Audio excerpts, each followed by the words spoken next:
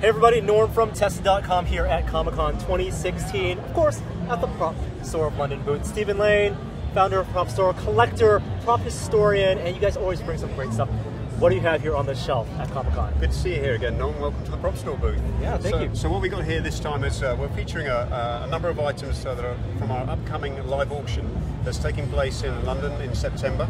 So we have a handful of those items, and then also some material from our Twilight auction, which we're going to walk you through in a little while too. We've got some pretty special pieces on this shelf. I mean, it looks like miniatures, models, and as we know, for film production back in the day, the models came in all shapes and sizes for different scales, different parts of production. It seems like you have the whole spectrum here. Yeah, I love this stuff here. Actually, this sort of takes you through the different stages of the production process as well as the model building process.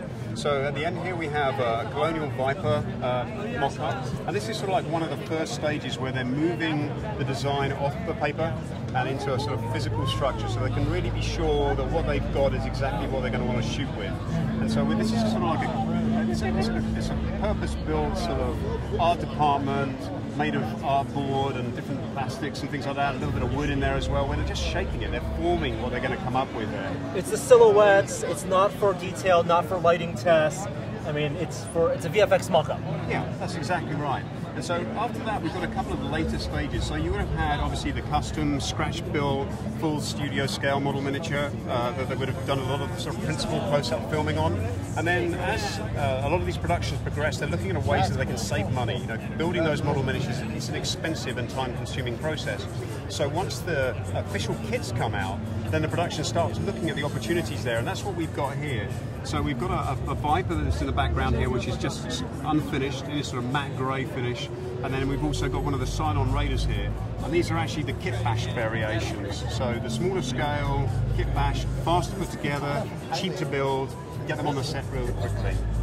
Do you mean kit bash in the sense that they're just taking parts from other kits, or are these after the series has become popular and there are actually commercial kits of these available? Sure, yes, sorry. Yeah, I'm referring to the commercial kits at that stage. Oh, so it's almost like a cycle. Production spends time doing these original scratch-built models, and then once the series becomes popular, there are actually then commercial versions available that come back into production? Yeah, absolutely. And we've seen that in TV shows. Star Trek have done it with the phasers and the tricorders. I remember the communicators on Enterprise were actually the toy versions that they just modified slightly once the first season was out, because it was just cheaper for them to go and buy those off the shelf, do some tweaking, do some modifications. And that's what we see here, and that is common practice.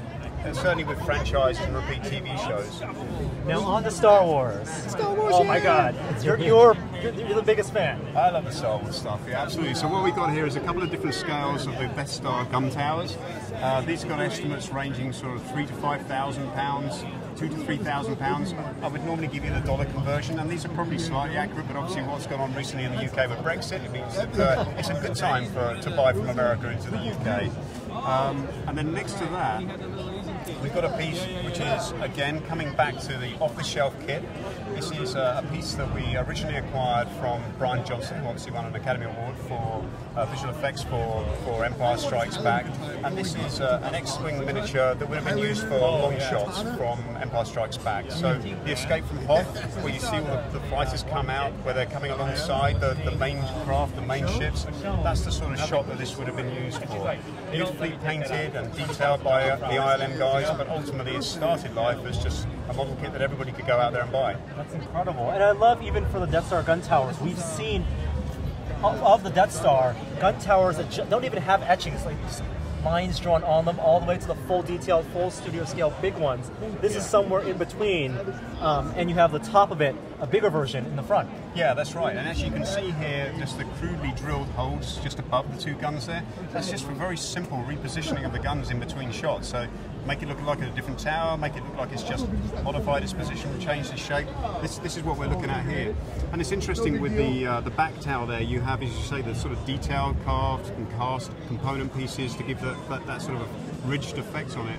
The top tower, the gun port at the top there, just very simple, very smooth, very plain finished, and that's exactly how you see some of those on screen. Right, that far deep in the shot, you don't need light to bounce off it a certain way, it just needs to read as that model. Yeah, yeah, absolutely, absolutely. And then from here, from models, you also have costumes, of course. Some of these things, they live in your personal collection, or are all these for auction? No, all of these items are coming up for auction at the end of September. propstore.com/live auction. Check out the URL.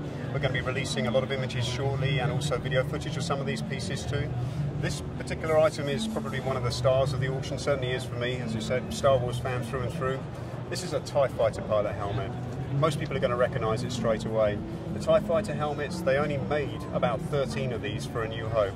Of those 13 that were built, 2 of them were repurposed as AT-AT helmets, so we lose 2 at that point. And the ones that they made for A New Hope, they didn't go back and reconstruct for Jedi later on. What you're seeing is just those helmets rolled out again. So only 11 in existence. This is one of the helmets that's coming up for sale. It does have a bit of a hefty price tag on it, so you're going to have to dig pretty deep with an estimate of £50,000 to £70,000. How do you verify the authenticity of this, and what's the origin, and where did you guys find this?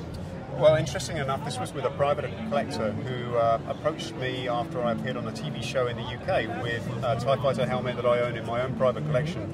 And I just got this phone call from this guy, and he said, yeah, I think I've got one of those helmets too. And I was, okay, right. And there are obviously a lot of replicas out there, recasts and things like that. And so we were a little bit skeptical, and he sent through the photos. I was like, wow, you know, this looks right.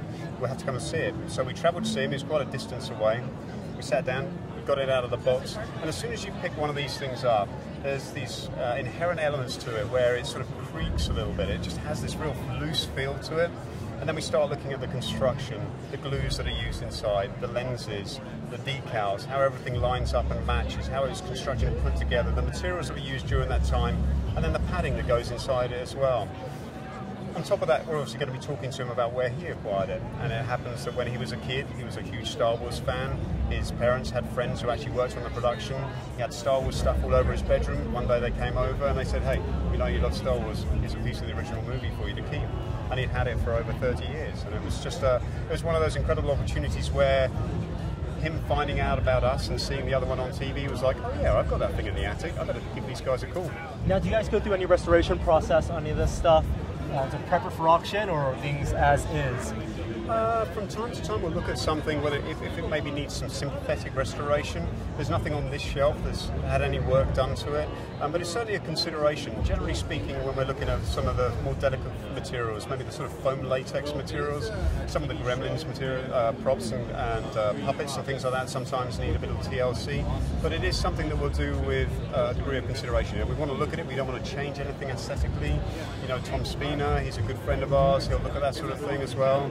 We have gone out to textile conservation restoration places in the past where they've helped us with really ensuring that the garments are stable. That's the most important thing. You know, we don't want to make any grand changes to anything, but if you read through the auction catalogue, if any work has been undertaken, then we're always going to detail that. And while some of these may be out of my price range, those auction catalogs that you guys put out, also amazing pieces. I love having those on my bookshelf. Thank you so much, Stephen, it's a pleasure for sharing with us the details of these models and props. And we'll have more from Prop Store and Comic-Con on Tested.com soon. We'll see you next time. Bye.